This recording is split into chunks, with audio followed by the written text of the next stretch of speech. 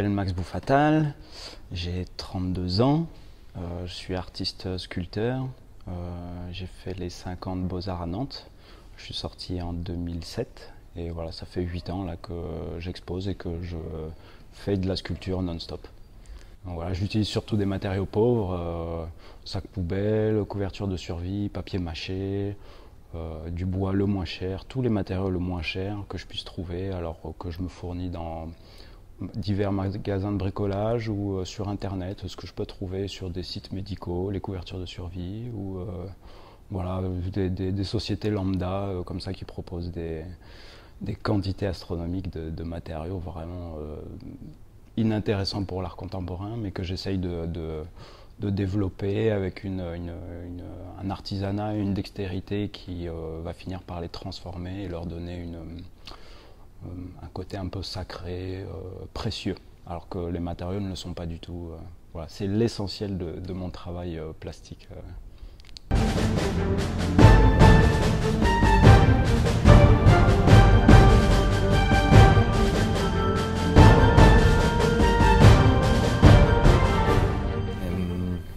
D'un point de vue artistique, donc tes œuvres, donc là je vois l'arbalète derrière qui, Ouais. je crois, porte un nom. Oui, Lady Gaga 207. Et donc ça, c'est par rapport à toi, ta vision par rapport à l'art d'aujourd'hui. T'en penses quoi? T'en es où? Qu'est-ce que tu veux dire? Moi j'étais très idéaliste, on va dire, en faisant les beaux-arts. J'avais de grands idéaux, je m'imaginais que tout le monde avait les mêmes et que le milieu de l'art avait envie de porter plus haut et d'avancer et d'évoluer vers des choses toujours encore plus intelligentes et encore plus belles. Et j'ai été assez déçu en arrivant sur le marché du travail, parce que là concrètement c'est le marché du travail plus que le marché de l'art ou plus que le milieu de l'art. Et donc bon, je me suis rendu compte que bon, c'était un peu, ça ressemblait plus à du divertissement que concrètement à un des moyens les plus complexes d'expression qu'avait l'homme pour s'expliquer et proposer des idées. Et donc voilà, moi, j'ai passé pas mal d'années à croire que j'étais sculpteur et puis finalement je me suis clairement engagé dans une guerre contre l'ordre établi de l'art contemporain, sans vraiment, enfin, avec beaucoup d'humilité, hein, je ne cherche pas du tout à... donc j'en rigole et ça s'est transformé en une guerre contre l'art contemporain, une guerre contre le milieu de l'art, et donc j'ai commencé à faire le parallèle entre l'artiste et le chef de guerre. Voilà, on part de rien et puis il faut envahir un territoire, il faut trouver des espions, il faut trouver tout un tas de stratégies pour arriver à vendre, à gagner de l'argent, à trouver des alliés, des ennemis aussi. C'est aussi très important dans l'art d'avoir des ennemis, ça je l'ai compris très tôt.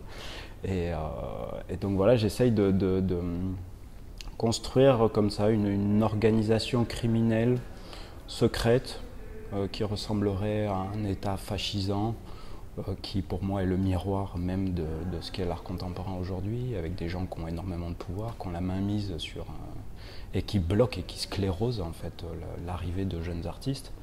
Et donc voilà, moi je m'amuse clairement à essayer d'envahir ça et puis à inventer une sculpture, une œuvre, une seule installation qui réunirait en fait tous les penchants de ce milieu bien pourri et vermoulu jusqu'au bout, quoi. Donc ça prend pour l'instant la forme d'une armée parce que j'ai besoin de stratégie, j'ai besoin de commencer par bosser concrètement. Puis ces sculptures, c'est des mois d'atelier, donc voilà, bon, il faut que j'y aille. Donc pour l'instant, je le vois d'une manière assez militaire, mais ça peut être pris sous un autre angle de la fondation artistique ou même d'un côté très muséal d'œuvres comme ça primitives et que j'essaye de réunir autour de cet axe qui serait de prendre le pouvoir sur l'art contemporain. Donc là, ici à Osgore, pour moi, le terrain, l'espace ici du casino, l'espace d'exposition, pour moi, c'est un terrain à conquérir, quoi, de vraiment envahir, mettre les grands hommes là, hop, les animaux de ce côté, on envoie les armes au milieu. Enfin, il y a un côté très, très militaire, en tout cas, dans ma démarche d'invasion et de conquête pure et simple de l'art contemporain. C'est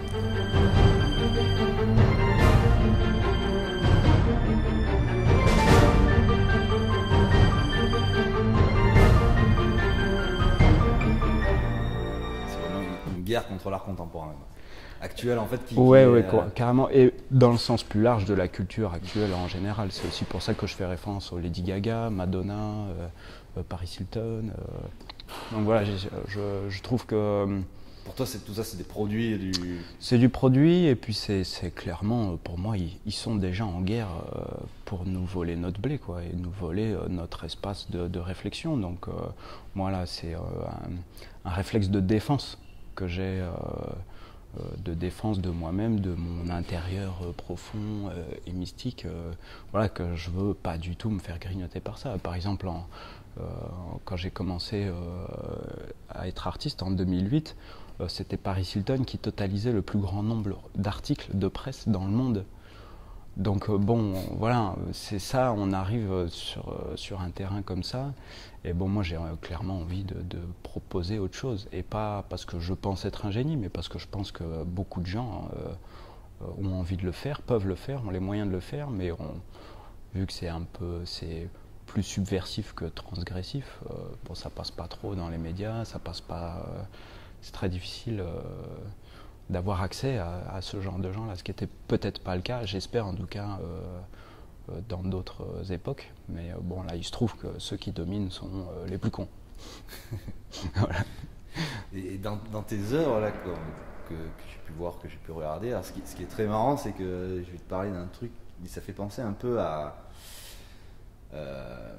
comment on peut dire ça, des sortes d'entités ou de trucs, malgré que ça soit visuellement pas tout à fait ça, mais on a l'impression de ressentir, je sais pas, soit parce qu'on voit donc des trucs qui font les muscles, en même temps les têtes sont des squelettes, et très bizarrement ça fait penser un peu à des âmes aussi, comme si c'était quelque chose de spirituel qui se dégageait derrière tout ça.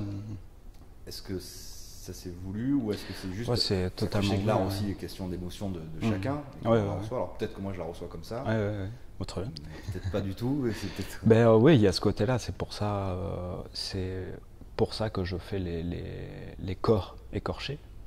C'est justement pour enlever ce côté superficiel que peut être la peau, le maquillage, la coiffure, tous les apparats en fait de l'entertainment d'aujourd'hui, quoi.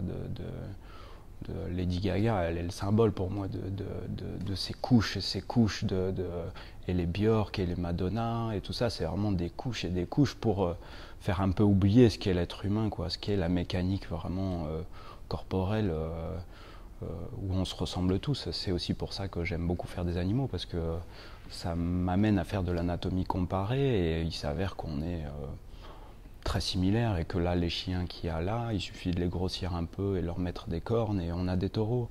Et il suffit de dresser les taureaux debout pour que ça ressemble aux hommes qu'il y a à côté. Donc il y a un mélange de tout ça, il y a une humanité en fait qui se dégage clairement pour moi dans la mécanique corporelle, dans la mécanique musculaire, qui est le principe même d'action qu'on peut engager dans le monde, quoi. Je sais pas si ça répond trop à ta question.